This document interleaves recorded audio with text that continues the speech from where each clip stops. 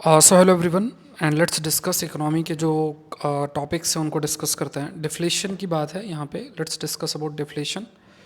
So there are two terms जो हमेशा से आपने रीड भी किया होगा। One is inflation and the other is deflation. So inflation का just opposite is deflation. For example, अगर किसी भी like if you talk about any product या किसी चीज़ का जो प्राइस है after particular period of time, ठीक है, जो प्राइस है if that price increases that is equivalent to deflation. जैसे फॉर एग्जांपल, अगर ए है, ए कोई प्रोडक्ट है, आफ्टर पीरियड ऑफ टाइम, एक पर्टिकुलर पीरियड ऑफ टाइम के बाद अगर उसका प्राइस इंक्रीज करता है, so it will result into inflation. Inflation के लिए ये रिस्पॉन्सिबल आपका हो सकता है। एंड जब भी इन्फ्लेशन होता है तो इन्फ्लेशन के पीछे कई फैक्टर्स होते हैं।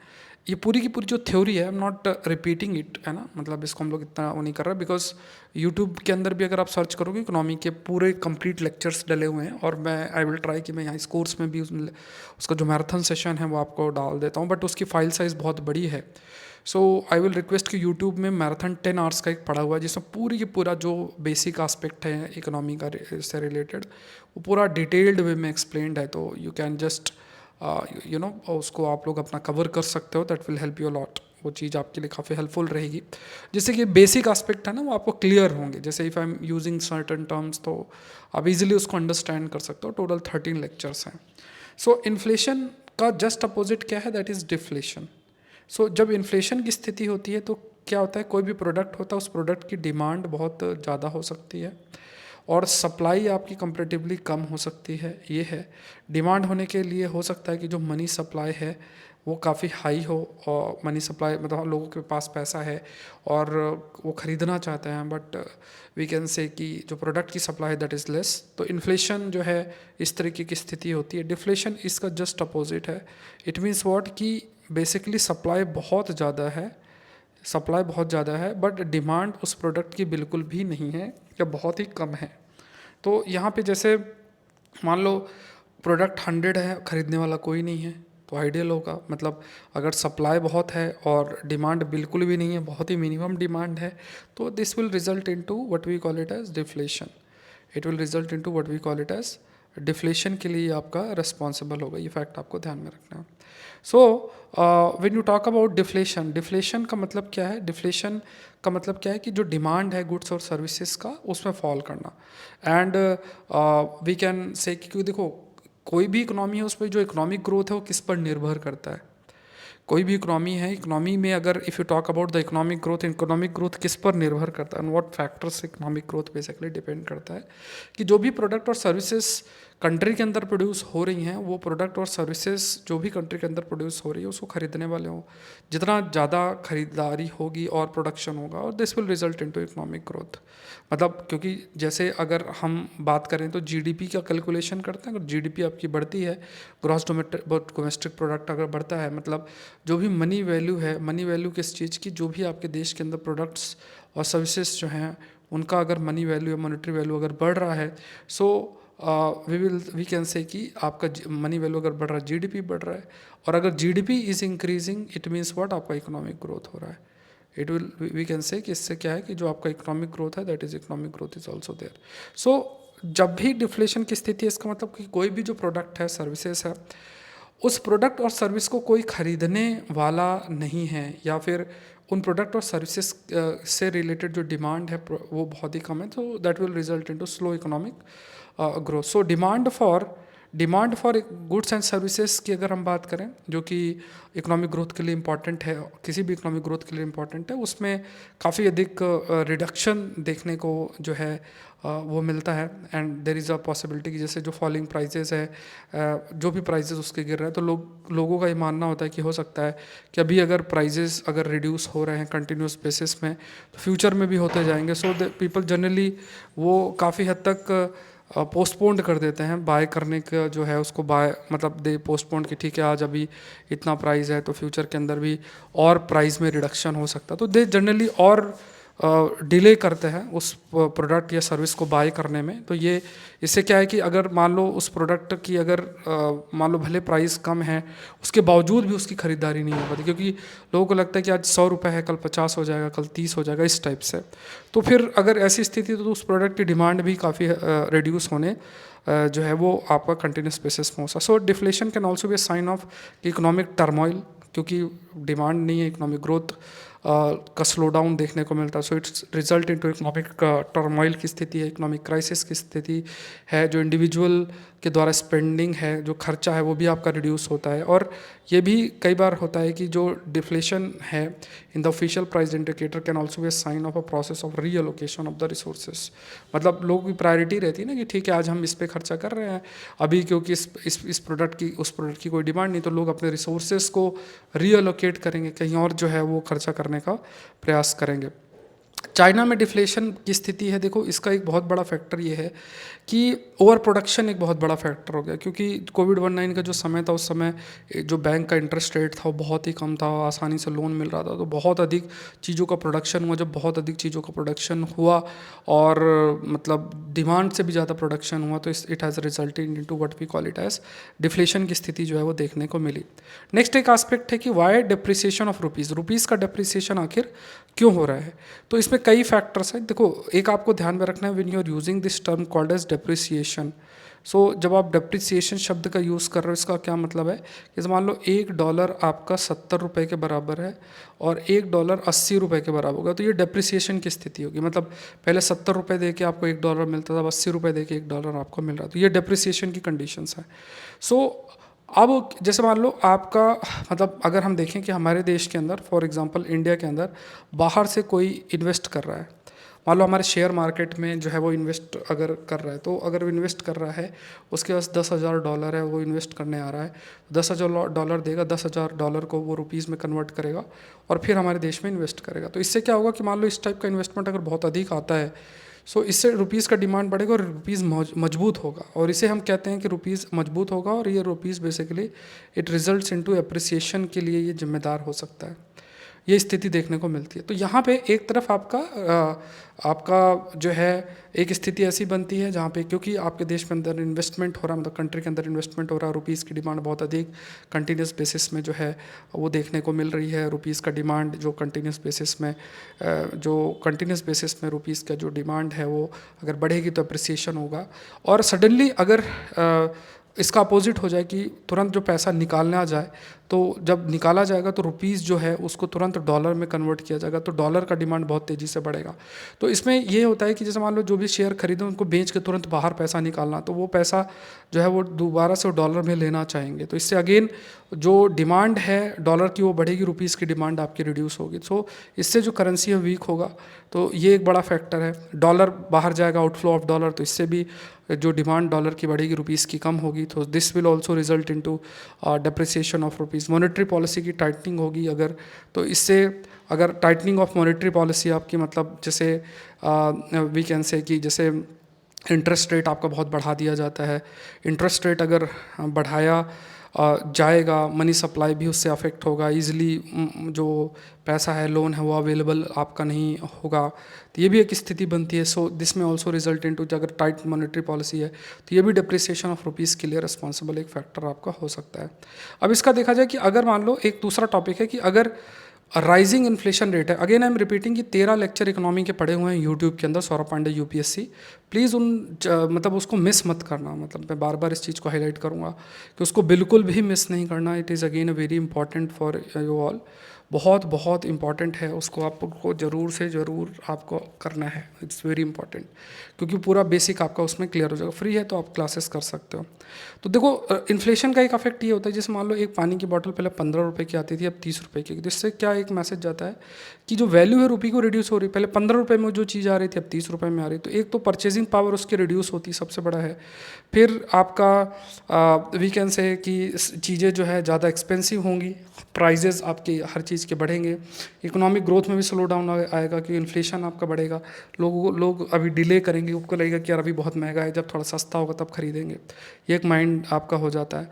फिर उसके बाद जैसे मान लो मॉनेटरी पॉलिसी है तो वी कैन से वो और टाइटन होगी इन्फ्लेशन को रोकने के लिए, जो आपका मनी सप्लाई है उसको थोड़ा सा रिड्यूस करने के लिए, जो इंटरेस्ट रेट बढ़ेगा आसानी से लोन अवेलेबल नहीं होगा, इससे जो इकोनॉमिक ग्रोथ है वो भी आपका रिड्यूस होगा। जैसे मान लो बहुत सारे प्रयास अगर किए जाते हैं इन्फ्लेशन को कंट्रोल करने के लिए, उससे रिसेशन भी होगा, मतलब जो ग्रोथ है उसमें भी स्लो डाउन आ सकती है। क्यों? क्योंकि इजीली जो मनी है वो आपका अवेलेबल नहीं होगा, that can be the reason.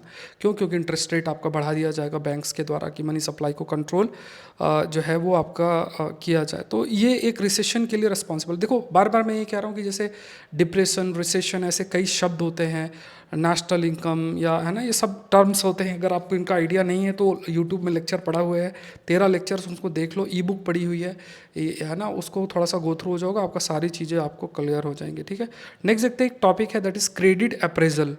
Credit appraisal का मतलब होता है कि जैसे मान लो कि मतलब इट रिफर्स टू असेसिंग, मान लो कोई लोन लेना चाह रहा है तो ये देखना कि उस जो पर्सन है क्या उसकी रीपेमेंट कैपेबिलिटी कितनी है, whether that person can pay और नॉट, मतलब उसकी रीपेमेंट कैपेबिलिटी कितनी है, तो वो उस चीज़ को देखना, उसे क्रेडिट अप्रेजल बोलता है।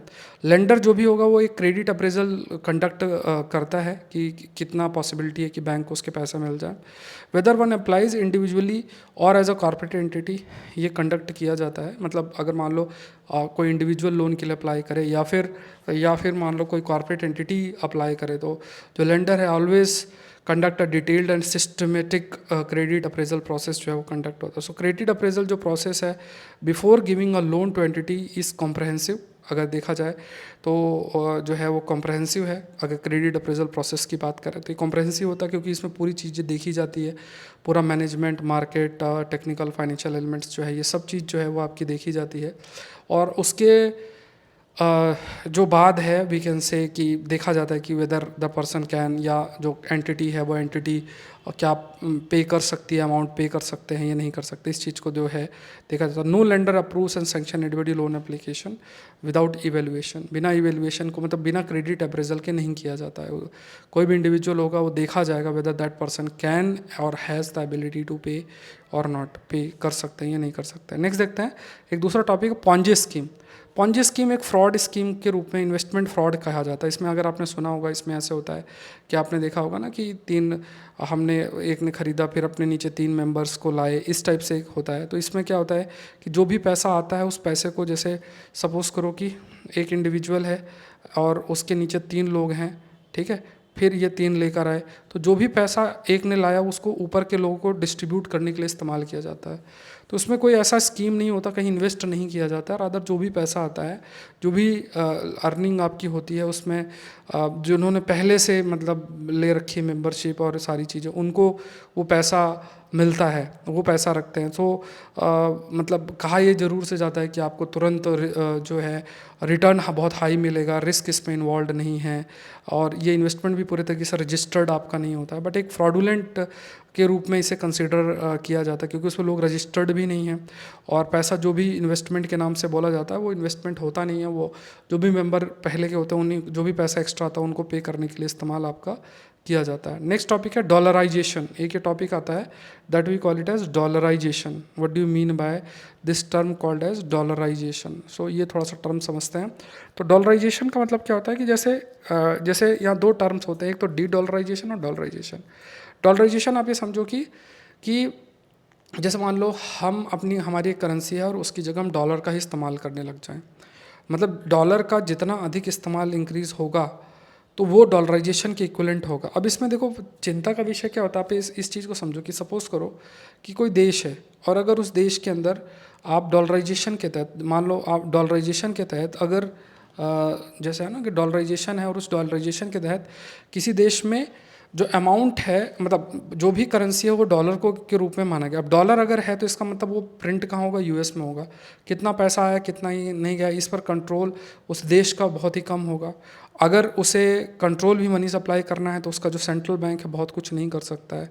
और अगर आप पूरे तरीके से डॉलर पर निर्भर हो तो जो भी कदम यूएस का सेंट्रल बैंक उठाएगा, क्योंकि वो पैसा तो उसी के यहाँ प्रिंट होता है, तो उसके द्वारा उठाए गए कदम जो है जिस देश ने डॉलर को करेंसी मानी है तो उसको अफेक्ट करेगा। मतलब कुल मिला के कि क्योंकि डॉलर जो है यूएस की करेंसी है और डॉलर है, और पूरा का पूरा जो डॉलर का प्रिंटिंग और डिस्ट्रीब्यूशन है वो यूएस के जो फाइनेंशियल सिस्टम है, मान लो उनका सेंट्रल बैंक है, उनकी मॉनेटरी पॉलिसी है, उनके द्वारा ट्रेड, उनकी जो पॉलिसी उस पर काफ़ी अधिक निर्भर करता है। तो डॉलराइजेशन का एक बड़ा जो रिस्क है वो क्या है, वो है स्टेबिलिटी आस्पेक्ट है, किसी भी करेंसी की स्टेबिलिटी। वो उस पर जो ऑटोनॉमी है उस ऑटोनॉमी का प्रॉपर तरीके से लॉस हो जाता है। There is loss of autonomy. Autonomy का क्या हो जाता है, लॉस एक तरीके से हो जाता है। तो ये फैक्ट आपको याद रखना है कि डॉलराइजेशन का मतलब क्या है। और ये ज़रूर से कहा जाता है कि हाइपर इन्फ्लेशन, जो बहुत अधिक इन्फ्लेशन आपका होता है उसको कंट्रोल करने के लिए हाइपर इन्फ्लेशन, क्योंकि इन्फ्लेशन जब होता है तो क्या करेंसी की वैल्यू भी डाउन जाती है काफ़ी। पर डॉलर को अगर करेंसी के रूप में मांगेंगे क्योंकि डॉलर का डिमांड हमेशा से बना रहता है, सो वो ज़्यादा बेनिफिशियल माना जाता है कि ठीक है dollar it's better than the local currency के कंटेक्स्ट में अगर जो है। तो डॉलराइजेशन कई बार जो ग्रोथ के लिए भी कई जो कंट्रीज़ हैं उनके लिए काफ़ी जो है फ़ायदेमंद जो है देखने को मिलता है। So they small economy can only access dollar through foreign trade. जैसे ज़्यादातर अगर देश हैं अगर वो ट्रेड व्यापार करते तभी उनको डॉलर मिल पाएगा, otherwise they won't get dollar.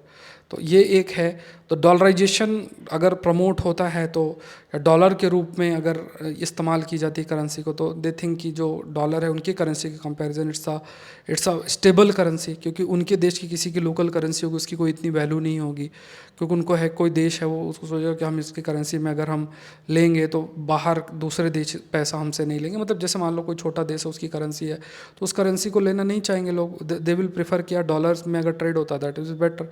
और दूसरी करेंसी जो मतलब दूसरा देश जो छोटा है उसके पास डॉलर इतने ईजिली अवेलेबल होता ही नहीं है, ये सब चीज़ें। तो इस वजह से दे प्रेफर मतलब अपनी लोकल करेंसी की जगह दे विल प्रेफर कि हम अपना सारा ट्रेड और किसी तरीके से हम हर तरीके से हम रेगुलेट जो है डॉलर के माध्यम से हो। तो ये जो डॉलर का इस्तेमाल बहुत अधिक बढ़ता है इसी को हम डॉलराइजेशन शब्द जो है हम कहते हैं।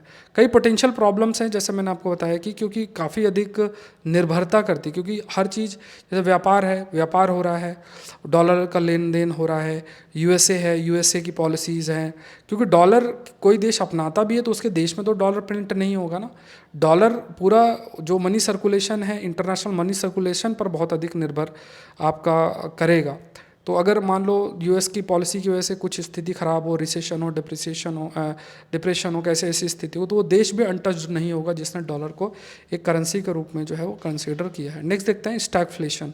स्टैगफ्लेशन एक टर्म है, जैसे इसमें क्या होता है जनरली कहा जाता है कि अगर थोड़ा बहुत इन्फ्लेशन है का मतलब क्या है, आपकी इकोनॉमी के अंदर कोई ना कोई डिमांड एग्जिस्ट करती है। क्योंकि आपकी इकोनॉमी के अंदर डिमांड एग्जिस्ट करती है तो ये माना जाता है कि इससे इकोनॉमिक ग्रोथ भी होगा एक लेवल ऑफ, है ना, कि अगर मान लो इंडिया के केस में 4% प्लस माइनस 2% है, 6% से लेकर 2% तक का है। तो अगर थोड़ा बहुत इन्फ्लेशन है तो ये इकोनॉमिक ग्रोथ के लिए भी बहुत पॉजिटिव माना जाता है। एक लेवल ऑफ अगर इन्फ्लेशन है तो ये एक इकोनॉमिक ग्रोथ के लिए भी इसको बहुत फेवरेबल माना जाता है। तो जब ऐसी स्थिति जहाँ पे जो इकोनॉमिक ग्रोथ है आपका है ना, ये टॉक अबाउट इकोनॉमिक ग्रोथ, एक तरफ आपका इकोनॉमिक ग्रोथ भी है, इकोनॉमिक ग्रोथ आपका बढ़ रहा है मतलब इकोनॉमिक ग्रोथ है मतलब बिकॉज यू हैव इन्फ्लेशन। लेकिन इन्फ्लेशन जब होता है, इकोनॉमिक ग्रोथ होती है तो हम ये मानते हैं कि एम्प्लॉयमेंट भी होता है। बट यहाँ इसमें क्या है कि एम्प्लॉयमेंट की जगह राइजिंग अनएम्प्लॉयमेंट होता है, राइजिंग अनएम्प्लॉयमेंट होता है। तो मतलब ये एक ऐसी स्थिति कि एक तरफ इन्फ्लेशन भी है और अनएम्प्लॉयमेंट भी है। जनरली एक थ्योरी ये होती है कि इन्फ्लेशन का मतलब एक लेवल ऑफ इन्फ्लेशन है, इसका मतलब इकोनॉमिक ग्रोथ भी हो रहा है, इकोनॉमिक ग्रोथ हो रहा है तो इससे एम्प्लॉयमेंट भी हो रहा है। लेकिन स्टैगफ्लेशन एक ऐसी स्थिति होती है जहाँ पे हाई इन्फ्लेशन भी होता है और राइजिंग अनएम्प्लॉयमेंट भी होता है। तो ये है क्योंकि इन्फ्लेशन के पीछे और दूसरे कई फैक्टर्स जो हैं उसके लिए रिस्पॉन्सिबल होते हैं। नेक्स्ट देखते हैं सोवरेन गोल्ड बॉन्ड स्कीम की बात करें तो ये बॉन्ड इशू, जैसे जनरली लोग गोल्ड खरीदते हैं इसी तरीके से ये सोवरेन गोल्ड बॉन्ड होता है। तो फिजिकल गोल्ड की जगह ये बॉन्ड्स खरीदे जाते हैं। इसमें मिनिमम जो इन्वेस्टमेंट है 2 ग्राम का होता है, मैक्सिमम 500 ग्राम होता है। तो यहाँ पे डीमैट अकाउंट है उसके माध्यम से होता है, इनको ट्रेड भी किया जा सकता है स्टॉक एक्सचेंज के अंदर। Tenure of the bond 8 year with exit option 5, 6, 7, मतलब ऐसा होता है 5, 6, 7 साल में एग्जिट ऑप्शन भी इसमें आपका होता है। इसे कोलेटरल या लोन के लेने के लिए भी इसका इस्तेमाल जो है वो आपका किया जा सकता है जब हम सोवरेन गोल्ड बॉन्ड की बात करते हैं। तो ये बेसिकली इशू किसके द्वारा, रिजर्व बैंक ऑफ इंडिया के द्वारा होता है। इसकी एलिजिबिलिटी क्या है कि ये मेनली जो रेसिडेंट इंडियन एंटिटीज़ हैं, इंडिविजुअल्स हैं, ट्रस्ट, यूनिवर्सिटी, चैरिटेबल इंस्टीट्यूशंस हैं, तो उन्हीं को इशू आपका किया जाता है। तो ये जो गोल्ड डिनोमिनेशन है कई बार बेसिक यूनिट इसका 1 ग्राम के रूप में किया जाता है। इसमें कुछ टैक्सेशन का भी बेनिफिट आपका होता है। ठीक है, बॉन्ड्स जो हैं वो सोल्ड किए जा सकते हैं थ्रू बैंक्स हैं, पोस्ट ऑफिसेस हैं, इनके माध्यम से सेल किए जा सकते हैं। मैक्सिमम जो लिमिट है नॉट मोर देन 500 ग्राम से ज़्यादा नहीं लिया जा सकता है। तो ये कुछ फैक्ट्स आपको ध्यान में रखना है। नेक्स्ट देखते हैं, ये पर्सन इन न्यूज़ की बात करते हैं, that is S Venkati Raman.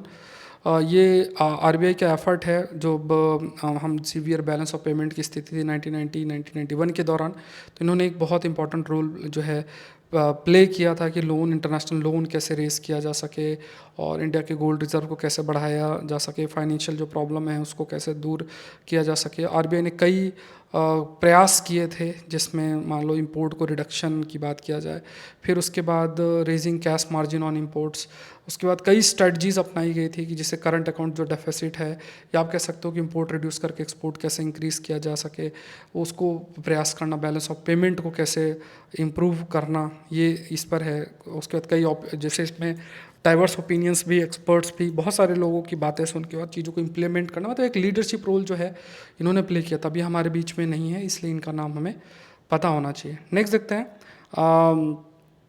Next आपका जो मनी लॉन्ड्रिंग एक्ट है उसको देख लेते हैं। तो ये जो एक्ट है ये 2002 के अंदर आया था और इंडिया का जो वियना कन्वेंशन है टू कॉम्बैट मनी लॉन्ड्रिंग, उसके तहत ये एक्ट हम लेकर आए थे।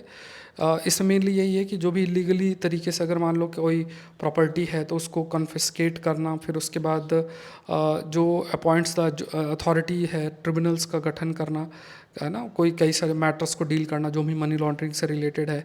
एंड यहाँ पे जो कंसेप्ट ऑफ रिपोर्टिंग एंटिटी है जिसमें which could include a banking, financial institution, intermediate, मतलब एक रिपोर्टिंग एंटिटी भी अगर कोई इन्वॉल्व है तो उसके खिलाफ रिपोर्ट भी किया जा सकता है। तो अपीलेंट ट्रिब्यूनल्स भी हैं इसमें, जैसे मान लो कि इसमें एक चेयरपर्सन, 2 अदर मेंबर्स हैं। क्वालिफिकेशन चेयरपर्सन के लिए है कि शुड हैव बीन अ जज ऑफ द सुप्रीम कोर्ट, या फिर वो हाई कोर्ट के जज बन सकें, या जो मेंबर है उनके लिए Indian legal service, revenue service या इकोनॉमिक सर्विस से रिलेटेड हो।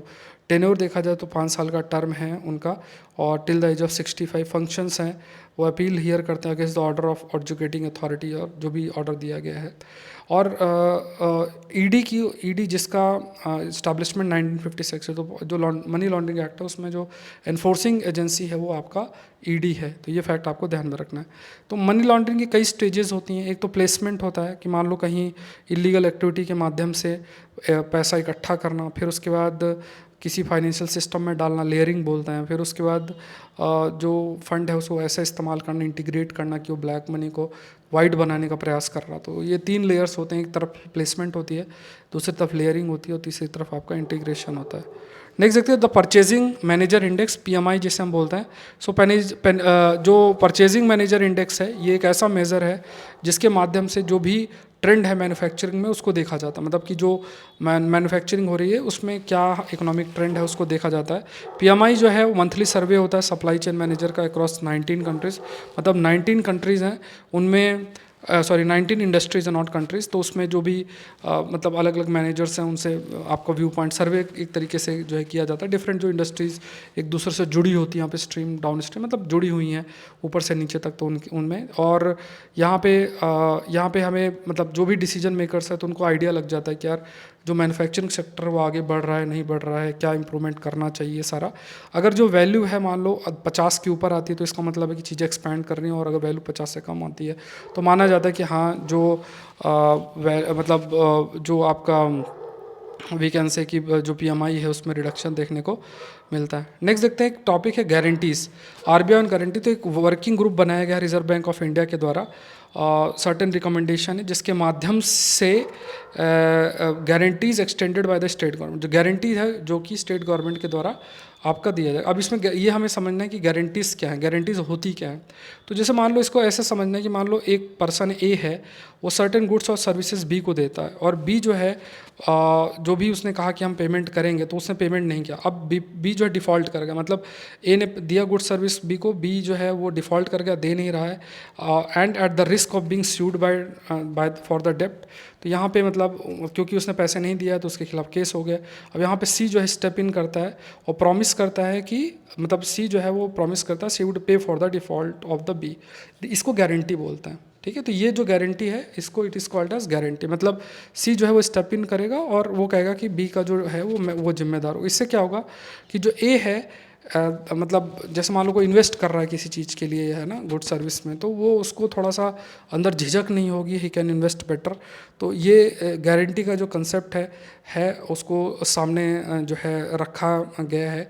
और जैसे मान लो the entity to whom the guarantee is given, जिसको दिया जाता है गारंटी, वो जैसे ए है इस केस में उसे क्रेडिटर बोलेंगे, और जो प्रिंसिपल डेटर है जैसे इस केस में बी है उसको डेटर जो है वो बोलेंगे, और जो गारंटी देती है उसे श्योरिटी बोलेंगे। ये टर्म्स जो है वो आपको ध्यान में रहना। तो इससे क्या है कि कैश आउटफ्लो और जो जैसे मान लो है ना, तो जो कई सारी जैसे जो डेट है उसको रिडक्शन होगा देखने में है ना। और स्टेट गवर्नमेंट जो है they are often required to sanctions and issue guarantees on behalf of the state owned enterprises, cooperative institutions, urban local bodies, state government entities to respective lenders. तो जो स्टेट गवर्नमेंट है, state government के context में जैसे ऐसे बहुत सारी संस्थाएं हैं राज्य सरकार के अंदर, तो वो कई सारी चीज़ें लेती हैं।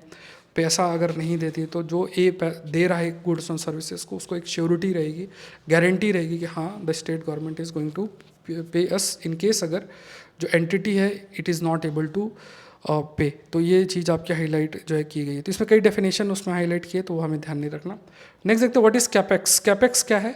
ये मनी इन्वेस्ट किया गया है बाय कंपनी। जैसे मान लो कोई फिजिकल फिक्स्ड आपका फिक्स्ड या फिजिकल एसेट है, ठीक है, जैसे फिक्स्ड या फिजिकल एसेट है, नॉन कंज्यूमेबल एसेट है, तो ऐसा कोई भी है जैसे कोई मशीनरी बाय करना या इस टाइप की चीज़ें, तो उस पर जो खर्चा होगा उसे हम कैपिटल एक्सपेंडिचर कहते हैं।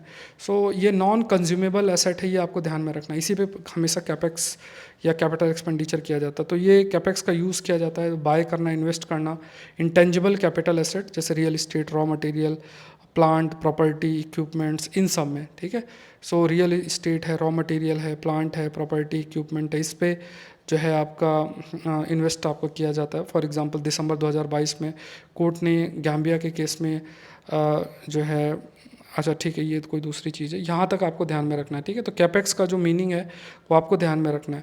तो capex basically what basically is capex, ये आप ध्यान रखना कि that basically is use to buy और इन्वेस्ट जो भी एसेट्स हैं है ना, रॉ मटेरियल, मतलब these are basically non consumable assets जिनसे चीज़ों को ख़रीदा जो है आपका जा सकता है। नेक्स्ट देखते हैं reserve bank of India January 31 action directing Paytm payment bank limited PPBL। तो इसमें जो ट्रांजैक्शन है मतलब बिजनेस ट्रांजैक्शन है फरवरी 29 से उसको बंद करने की बात किया गया है। तो इसमें कुछ पॉइंट्स है उसको देखते हैं, मतलब क्योंकि KYC नॉर्म्स और ये सब पेटीएम ने नहीं किया था इस वजह से कहा गया था। अब यहाँ पे हमें देखना है कि पेमेंट बैंक्स क्या होता है। पेमेंट बैंक्स नए मॉडल है बैंक्स के, एंड ये रिजर्व बैंक ऑफ इंडिया के द्वारा कंसेप्चुलाइज किए गए थे। ये ऐसा they can not issue credit, मतलब ऐसा पैसा नहीं दे सकते हैं। ये जो बैंक है they can accept restricted deposits, मतलब कुछ सर्टेन डिपॉजिट्स एक्सेप्ट कर सकते हैं अप टू 2 लाख पर कस्टमर, और मतलब ज़रूरत पड़ने में इंक्रीज़ भी हो सकता है। ये ATM कार्ड इशू कर सकते हैं या डेबिट कार्ड इशू कर सकते हैं, एंड प्रोवाइड ऑनलाइन या मोबाइल बैंकिंग प्रोवाइड कर सकते हैं।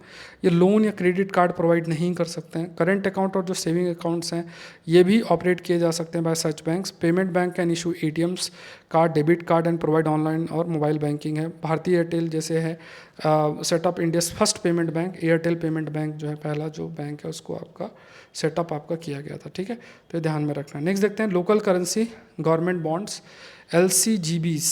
तो JP मॉर्गन ने एक अपना प्लान सामने रखा कि Indian local currency government bonds जो है वो इशू करेगा। देखो बॉन्ड्स क्या होते हैं, एक आप मानो कागज़ टाइप होता है जिसमें कोई जिसको खरीद सकता है। मान लो आपके पास 10,000 रुपये और आपने उन बॉन्ड को खरीदा, बॉन्ड खरीदा 5 साल के लिए, आपको बोला गया कि 10,000 का खरीद लो और आपको 5% के हिसाब से इंटरेस्ट रेट जो है हर साल मिल जाएगा। तो क्योंकि आप खरीद लोगे, क्योंकि आपको पता है यार 5% मिला के 5 साल में जो है काफ़ी हो जाएगा, तो उस वजह से आप बॉन्ड खरीद लोगे। अब इसमें मान लो कोई एक इंडिविजुअल है, अब वो इंडिविजुअल जो है वो इंडिविजुअल बाहर का है ना, मान लो बाहर का है और वो हमारे लोकल बॉन्ड्स को ख़रीदना चाहता है, या लोकल बॉन्ड्स बाहर अवेलेबल हों और बाहर का पर्सन उसे खरीदना चाहे, तो उसके लिए कुछ चीज़ें इंपॉर्टेंट होती हैं। मतलब कैसे, देखो हमारे देश के अंदर कोई बॉन्ड अगर सेम स्टॉक मार्केट में रजिस्टर्ड है, या मान लो बैंक्स ने इशू किया, रिजर्व बैंक ऑफ इंडिया ने इशू किया, तब तो कोई बात नहीं है। मान लो कोई बड़ी एजेंसीज हैं, जेपी मॉर्गन है, वो इंडेक्स करती हैं कि ठीक है ये बॉन्ड्स हैं, आप इनमें इन्वेस्ट कर सकते हो और ये लोकल करेंसी में अवेलेबल हैं, तो मान लो इंडियन लोकल करेंसी में अवेलेबल हैं, तो उसमें क्या है कि जो इन्वेस्टमेंट के ऑप्शंस बहुत ज़्यादा डाइवर्सिफाई हो जाते हैं। क्योंकि अब जेपी मॉर्गन अगर मान लो इंडेक्स करती है, तो उसमें बहुत सारे जो डिफरेंट लोग हैं, मतलब जो देश के नहीं भी हैं और वो इन्वेस्ट करना चाहते हैं, वो भी कर सकते हैं। तो ये जून 2024 से ये आपका लागू होने की बात की गई। तो लोकल जो बॉन्ड मार्केट है, that will facilitate the financing of the current account and physical deficit. तो यहाँ पे जैसे मान लो हमें current account deficit, export import में जो अंतर है, या फिर फिजिकल डेफिसिट है, कमाई कम हो रही है, खर्चा ज़्यादा, इसको मीट करने के लिए हमें इन्वेस्टमेंट की ज़रूरत है, तो हमारे ये जो लोकल करेंसी में बॉन्ड्स हैं, इन पर बाहर से भी कोई इन्वेस्ट जो है वो कर्ज कर सकता है। तो इस पर जो कॉस्ट है बोरविंग का, that can also reduce, because जो डाइवर्सिफिकेशन वो काफ़ी आपका इंक्रीज आपका हो सकता है। तो की बेनिफिट है of opening local bond market to foreign investor emphasized by may lead to so-called original sin problem, that is the inability of emerging economy to borrow the internationally in their own currency। तो ये एक है सिन problem, एक problem highlight की जाती है। जैसे मान लो कि कोई मतलब जनरली यही होता था कि बाहर के लोग पैसा देते नहीं थे, क्यों? क्योंकि उनको ये था कि यार अगर लोकल करेंसी में ये बॉन्ड अवेलेबल है, तो उनको जो पेमेंट है, मतलब इफ लोकल करेंसी में अगर बॉन्ड अवेलेबल है, तो मतलब जनरली लोकल करेंसी में बॉन्ड अवेलेबल नहीं होते थे। बाहर के लोग को ये था कि जो भी वो पैसा इन्वेस्ट करते हैं उसी करेंसी में ही उनको अपना पेमेंट हो, जनरली डॉलर में ही उनका पेमेंट हो। बट अगर लोकल करेंसी को इंडेक्स किया जाता है और सामने वाले को लगता है कि यार मेरा प्रॉफिट है और इकोनॉमी भी स्टेबल है, तो लोकल करेंसी में जो है कोई भी देश बोरो कर सकते हैं। जैसे इस केस में इंडिया को लोकल करेंसी में पैसा जो है वो अवेलेबल हो सकता है, तो ये एक बेनिफिट है। तो लोकल करेंसी जो डेट है, अगर लोकल करेंसी अगर मतलब जनरली अगर मान लो बाहर से जो पैसा आता है, उसमें एक चिंता का विषय जरूर से होता है कि मान लो आज से 5 साल पहले किसी ने पैसा लिया है, तो उसमें अगर जो एक्सचेंज रेट है वो डिफरेंट है, तो आज वो डिफरेंट होगा। तो एक्सचेंज रेट जो प्रिवेलेंट एक्सचेंज रेट होगा, उसी बेसिस में जो पैसे हैं वो देने पड़ेंगे। तो ये एक है, मतलब एक्सटर्नल लेवल पे जो एक्सचेंज रेट है उसका कंसिडरेशन देखना पड़ेगा जब भी हम बात करते हैं internationalisation of the bond market. ठीक है, मतलब अगर आप इस माध्यम से हम अपने बॉन्ड मार्केट का इंटरनेशनलाइजेशन कर रहे हैं, तो इसमें ये देखना पड़ेगा कि how that exchange rate is going to impact the जो भी अमाउंट हमें पे करना, क्योंकि जनरली अफेक्ट होगा ही, क्योंकि जो फॉरेन लेवल पे देखा जाए तो जो भी हम पेमेंट करेंगे, तो उसमें जो भी एक्सचेंज रेट उस समय होगा उसको हमें कंसिडर करना ही पड़ेगा। नेक्स्ट देखते हैं, why does the physical deficit matter. Physical deficit का मतलब क्या होता है कि मान लो 100 रुपये कमाई है और 120 रुपये खर्चा है, तो 20 रुपये आपका फिजिकल डेफिसिट हो गया। सो ये मैटर भी करता है कि मान लो कि अगर फिजिकल डेफिसिट है, तो फिजिकल डेफिसिट आपका हाई है, इनडायरेक्टली इन्फ्लेशन से भी जुड़ा होता है ये। एंड ये भी आपका कहा जाता है कि ये एक चीज़ हाईलाइट भी की जाती है कि मतलब उस फिजिकल डेफिसिट को जो है मीट करने के लिए और करेंसी इशू की जाती है। करेंसी इशू करना, मान लो मनी सर्कुलेशन बढ़ता है, मनी सप्लाई बढ़ता है, इससे महंगाई भी आपका बढ़ सकता है। फिर उसके बाद फिजिकल डेफिसिट ये भी सिग्नल करता है कि किस प्रकार का फिजिकल डिसिप्लिन है। बाहर की एजेंसीज रेट करती हैं कि इस देश में कितना रेवेन्यू जनरेट हो रहा है, एक्सपेंडिचर कितना है। अगर ये है कि उधारी बहुत ज़्यादा है और खर्चा बहुत ज़्यादा है और उधारी भी बहुत ज़्यादा है, रेवेन्यू कम हो रहा है, तो इससे उनकी रेटिंग डाउन होती है, फिर लोग इन्वेस्ट नहीं करते हैं, चाहे वो स्टॉक मार्केट, बॉन्ड मार्केट, बहुत सारी चीज़ें। तो देश का जो इन्वेस्टमेंट है that is also being affected because of this. Next देखते हैं, what is hot money. Hot money क्या होता है? सो हॉट मनी का मतलब होता है they are controlled by investors who actively seek short term. जैसे मान लो हमारे यहाँ कुछ प्रॉफिट हुआ, तुरंत पैसा लगाया और प्रॉफिट लिया और चल दिए। तो ऐसा जो एक टेंडेंसी होती है ना शॉर्ट टर्म रिटर्न्स के लिए, तो जो पैसा लगाया जाता है और वो स्टेबल तो होता नहीं है।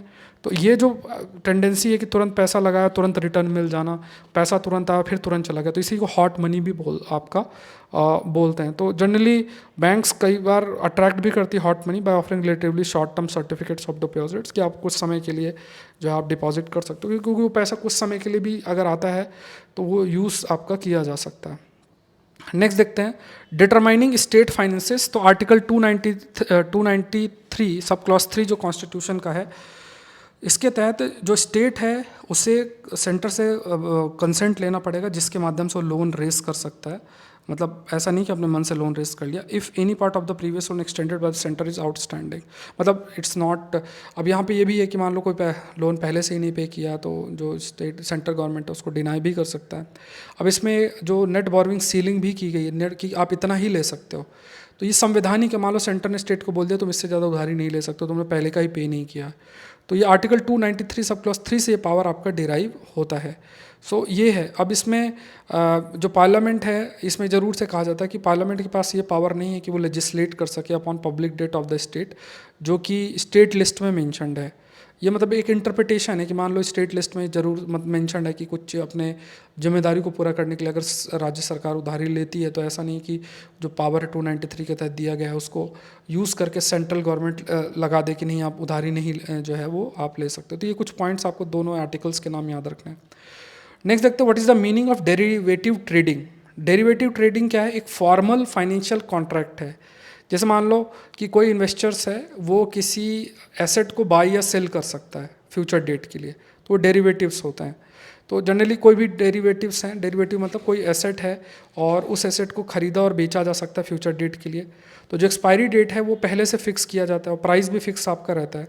तो डेरिवेटिव ट्रेडिंग जो है शेयर मार्केट के अंदर कहा जाता है it's better than buying the underlying asset since the gain can be substantially inflated. तो यहाँ पे जैसे होता है, मैंने आज खरीदा, बाद में फ्यूचर के अंदर पे करने की बात की गई। अब उसमें आपको रिटर्न भी हाई मिल सकता है एसेट के कंटेक्स्ट में देखा जाए। अब इसमें दो मेजर कॉन्ट्रैक्ट होते हैं, दो तरह के, एक फ्यूचर्स होते हैं, एक ऑप्शंस होते हैं। Both are same since the investors and seller predict the price of the underlying asset for a specific future date. दोनों एक ऑलमोस्ट सेम होते हैं क्योंकि पहले से ही जो डेट फिक्स रहती है और प्राइस आप मतलब जो एसेट है उसका स्पेसिफिक जो फ्यूचर डेट भी फिक्स रहती है और प्राइस भी फिक्स रहता है। अब यहाँ पे फ्यूचर्स में both buyer and sellers are under the legal obligations to honour the contract. मतलब फ्यूचर अगर है तो जो कि डेरिवेटिव ट्रेडिंग का ही हिस्सा है, तो उसमें दोनों का लीगल ऑब्लिगेशन है कि जो भी डेट फिक्स की उसमें है। और ऑप्शन के केस में बायर और सेलर जो है they can buy sell before expiry by exercising their right of letting the contract expire without any exercise of the right. मतलब ऑप्शंस में ये रहता है कि there is a possibility they both agree कि नहीं ठीक है, अभी जो भी हमने डेट और प्राइस डिसाइड किया है इसको हम अभी इम्प्लीमेंट नहीं करते हैं, तो वो दोनों एग्री करके उसको ख़त्म कर सकते हैं। सो ये है। तो ऑप्शंस दो तरीके से होते हैं, एक कॉल ऑप्शन होता है, एक पुट ऑप्शन होता है। Investors buy a call option when they are confident that the underlying asset will go up. मतलब अगर कॉल ऑप्शन की बात करें तो उसमें उसको लगता है कि एसेट का प्राइस ऊपर जाएगा, इसलिए होल्ड में रख देते हैं कॉन्ट्रैक्ट को। और पुट ऑप्शन का मतलब है कि ये रहता है कि जो आपका जो एसेट है वो नीचे उसका प्राइस जो है डाउन जाएगा, तो इस वजह से। तो ये आपको क्या ध्यान रखना है कि डेरिवेटिव्स क्या है, उसके बाद ऑप्शन और फ्यूचर क्या है, ऑप्शन में पुट ऑप्शन क्या है, कॉल ऑप्शन क्या है, ठीक है। तो ये ध्यान में रखने कुछ इंपॉर्टेंट इकोनॉमी के बेसिक्स जो हैं वो मैंने ऑलरेडी यूट्यूब में 10 घंटे का एक लेक्चर पढ़ा हुआ है, आप देखना उसमें, और 13 लेक्चर है उसको आपको प्लेलिस्ट मिल जाएगी, उसको ज़रूर से देखना, तभी टॉपिक्स आपको, और क्योंकि वो स्टैटिक्स से इकोनॉमी के काफ़ी अधिक प्रश्न आपके आते हैं। Thank you everyone, thank you.